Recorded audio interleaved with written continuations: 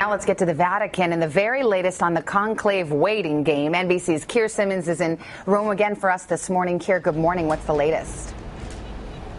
Hey, Savannah, good morning. Day 5, and speculation is mounting that we may hear a start date for the papal election, the conclave, as soon as tonight. The Cardinals, in the last half an hour, had left the side entrance to the Vatican. You can see down to the right here. They arrived in the same entrance this morning. All 115 of them are here now. And listen to this, a tweet from Cardinal Roger Mahoney of Los Angeles saying setting of the conclave date is nearing. Now, to stop that sort of thing, they are preparing for the vote in the Sistine Chapel, and I'm told even preparing to block cell phones and to search cardinals as they go in. Another sign, Savannah, that the election may be nearing. The papal vestments have been moved from the tailors where they've been made to the Vatican. 3 different sizes for 3 different potential candidates. And one fact for you, in 1268, Savannah, it took them 3 years to decide on who the next pope should be. So much so they had to take the roof off the building, exposing them to the elements to get them to hurry up. No sign they're doing that here yet, Savannah. Well, in the modern era, I think we've had much shorter conclaves, and I think fingers are crossed for that. Keir, thank you. Let's get to Greg Burke. He's the Vatican Senior Communications Advisor,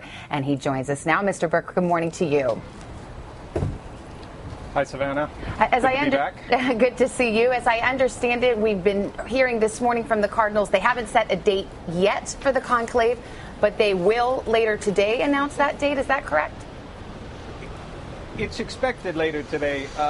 In the Vatican, we hate to ever say for sure it's going to happen on this date, except for things that we know about, such as Easter and things like that. So it would be expected by tonight. Obviously, the journalists are very excited about it. The Cardinals a little less so. The Cardinals are going about their work, and this is how conclaves work. You know, that they set the date. It's not the kind of thing where it's the first Tuesday in November or anything like that, which we're used to. So they are taking their time in doing it.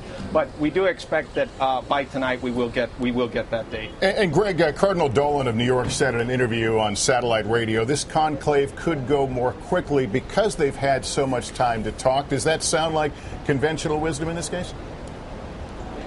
Well, it does sound like conventional wisdom. I have to admit, I've been listening to Cardinal Dolan on the radio, and he's very good. But he also admits that he's a rookie in the conclaves, and of course, there's a long history of much longer conclaves. But as Savannah pointed out, the recent ones have been quicker. You know that once they've done their work in these general congregations, have a longer chance to talk. Had a lot of chance to talk outside as well in the afternoons, of course. Even when some afternoons they meet, some they haven't been meeting.